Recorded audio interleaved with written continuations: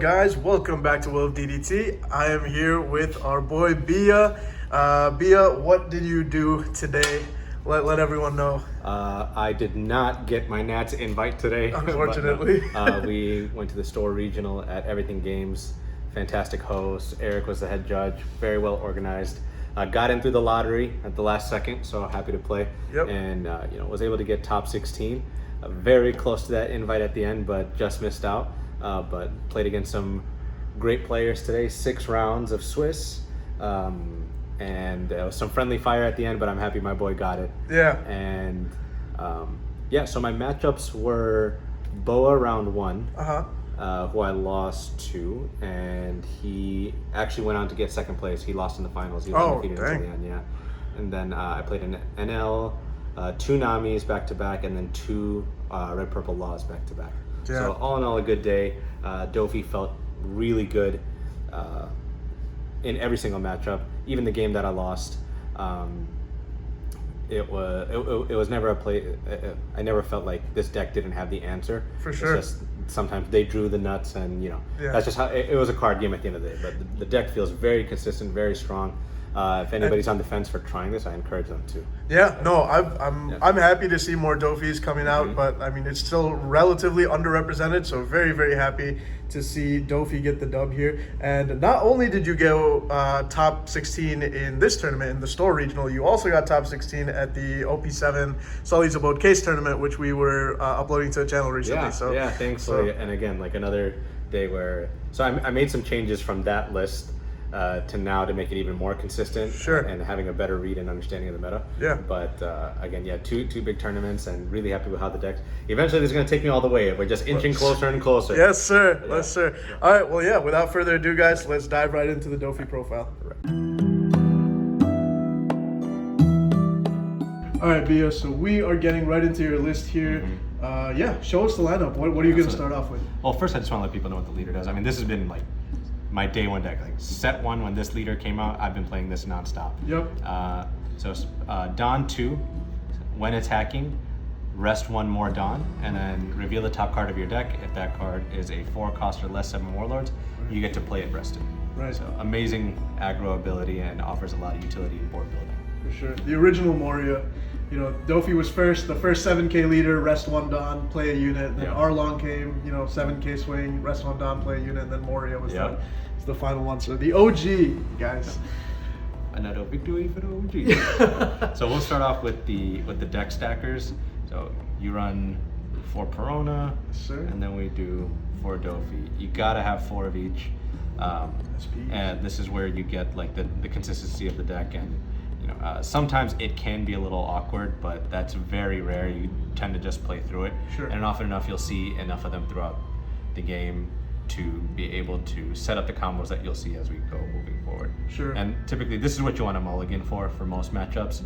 And I'll talk about, we can talk about mulligans afterwards. I was actually just going to quickly ask, I did play a Doffy today, and he did not mulligan, so he kept his hand, and then he didn't play a Perona. He chose first, he didn't play a Perona, and then second turn, he played the 3-cost Doffy. So I realized that he was playing it safe. Like he saw his 3-cost Doffy, he knew he had one way to stack deck eventually, but not on his first turn. So I'm curious, if you saw a Doffy but not a Perona in your starting hand, would you keep just to be safe? It depends on what my record is and how far I'm going. If I feel like usually early on in a tournament, I'll be a little crazy and just hard mulligan for the Perona. Fair and enough. Again, it also depends on the matchup. Like I'm not always looking for Perona depending on what deck I'm playing. Okay. And it also, like if I'm going second, if I see certain cards, I'll often opt to seeing those over seeing Perona or Doffy. Yeah, I've seen you hard play Jin base sometimes, just as a better play than going off. Yeah, fair enough. All right. So, and then we'll go into the 2Ks. So I run 4 of the 2K Law, 4 Mihawk, and 3 Croc. We've been seeing a lot of Namis in Illinois and the Chicagoland area. Sure. Law is fantastic. You can hard play for 4. You tend to be like wondering what you do with your Dawn once your board is already built up. Yeah. You can play the Law. They have 6 cards in hand.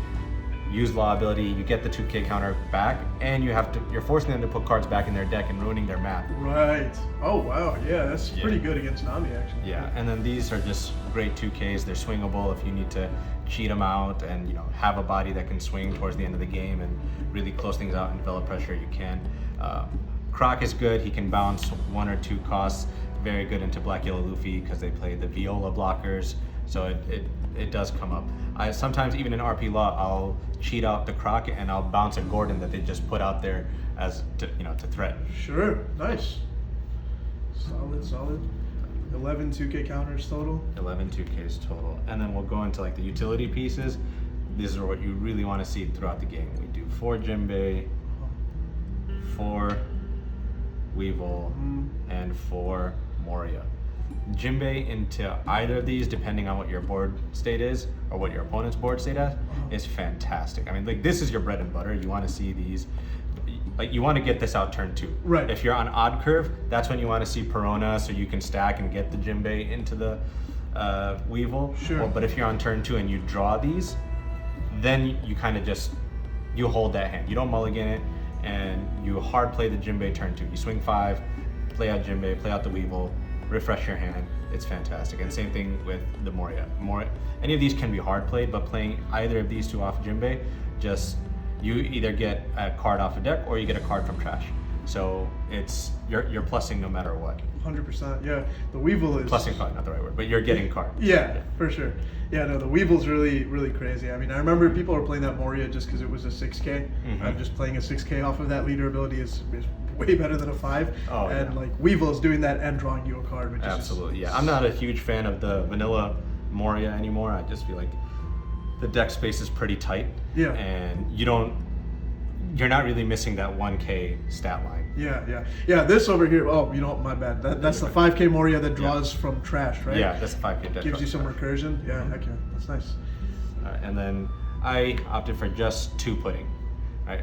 Again, you're stacking your deck. You have 8 deck stackers.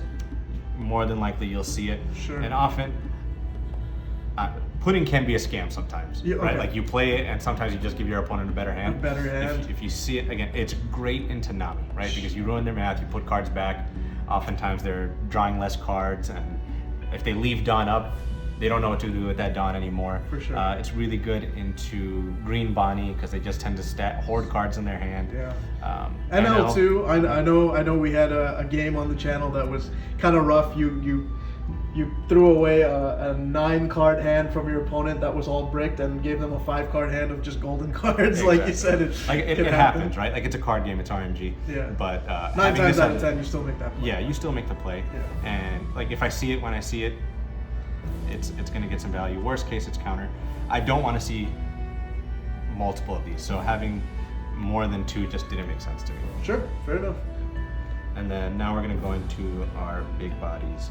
We run 3 of the 6-drop Boa, Nice. 3 Sanji, and 3 Mihawk. 3 Mihawk, okay, nice. Yeah, so I don't run 10-drop Kaidos. Fair enough. Purely because I want Sanji to be able to hit everything in the deck. Okay. Yeah, so Sanji can pull out anything. There was times today where I had multiple Sanjis in hand, and most of the times people think that's a break, but I stacked my deck in a way.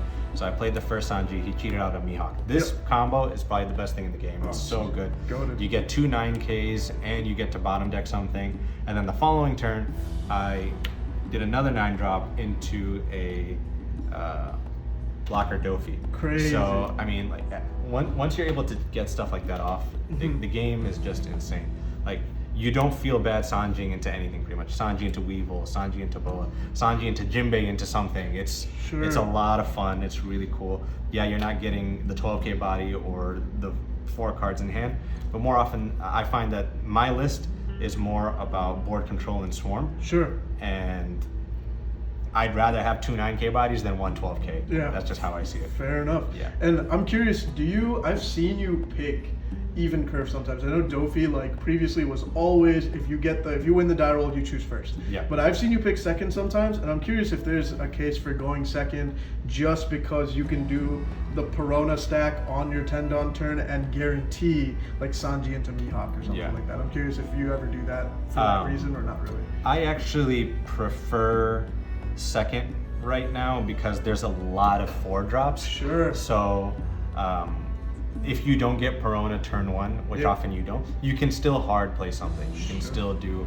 4-drop into something, or you can still do leader ability. Instead of swinging 7 turn 2, you're swinging 8 and cheating something out. Right? Yeah. So and then being able to do Perona into Sanji is always very helpful. But I think right now going second feels the best.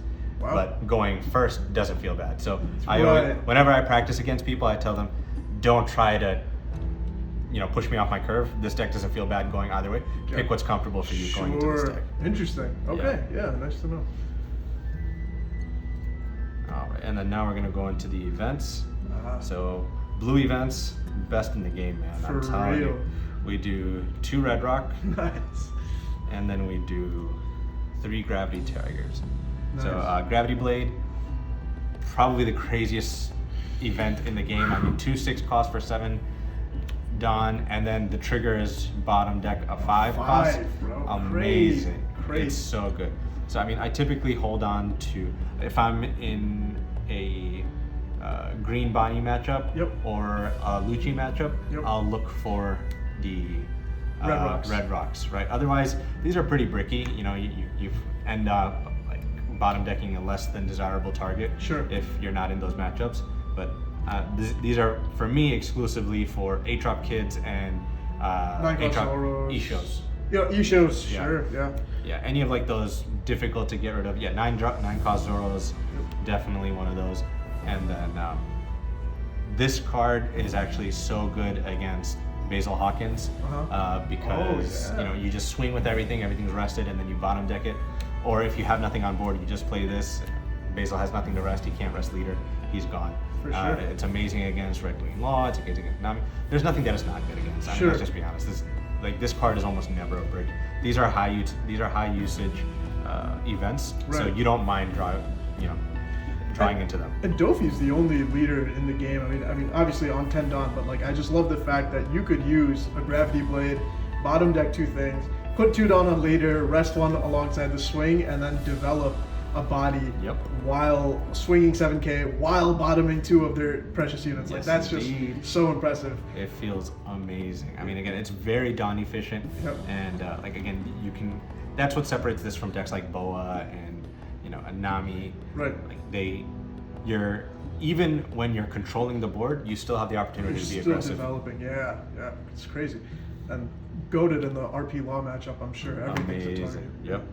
And then I run 2 Gum Rains to help manage some of the bricks. Sure.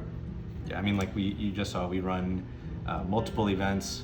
We have 9 big bodies, 4 Weevils. So more often than not, you won't feel bad using this because if they're clogging up your hand, you can use them as counter. Nice. And then last card is one of the Femur. Oh, this card steals games. It's so good, especially against Black Yellow Luffy. Yes. Really good against RP Law. Pretty much really good against Lucci as well. Anything that likes to wall up at the end to kind of like regain control. You play out a Mihawk, put this on, swing 19k unblockable. It's so good. Jeez. The fact that it also buffs 2k, it makes up, like you're playing it for free. You play 2 Dawn and you're getting the 2k buff. It's such a good card. Jeez. And the trigger's good too. It lets you draw. If you draw this too early and you don't want to hold it, fair enough. You can get a card. Jeez, just Diable Jambi for blue. And better, in fact, like you said, it gives you a buff. So nice, man. It's a really sick list. I'm curious, what are your, what do you feel like are your toughest matchups, and what are your best matchups in this meta? Or is Doffy kind of an all-around deck where you can do pretty well into everything without having any terrible kind of matchups? Yeah, I mean, it does feel like that Swiss Army knife. That's kind of how Bonnie's being described right now. Bonnie's like, it's just good into everything. It's not great into a bunch. It is great into some matchups, and so is this. I would say the most difficult matchup, it's almost like conditional, right? Like I only feel bad when I play against Lucci and they just see everything. Right. They see stage early, they see a bunch of Luccis, but that's with everybody. Right. But yeah, there's no matchup where I'm just like, man, I am cooked. Yeah. This does especially well, like I said, into RP Law, Black Yellow Luffy. It crushes Bonnie. It's so good against Bonnie. Thank you. It's so good against Nami. and it does well into Lucci. So again, it's a solid read onto the meta in my opinion. A lot of fun. There's a lot of card management. You have to map out your turns in advance, but if you can stay focused, this deck is incredibly rewarding. All right. Yeah, so I mean that has been a really sick look at your deck, Bia. Again, really happy to see you just perform really well with Doffy twice at 2 really huge tournaments. So yeah, any other closing comments before we wrap up the video? No, again, I just want to thank the host for both tournaments, Sully's Abode and Everything Games, and all the people I play with. Again, love the Chicago community. It's just so easy to get better when you're playing to a high level of competition. For real, so I got to be grateful to the better players in the community. So definitely, again, appreciate you guys, and keep supporting the channel and keep coming back, and we're going to try to give you more and more quality content. Hopefully I'll come back not with just a top, but like an actual win. Yeah, all right, well, yeah, here's hoping. And all right guys, that wraps up the video. We will see you in the next one. Peace.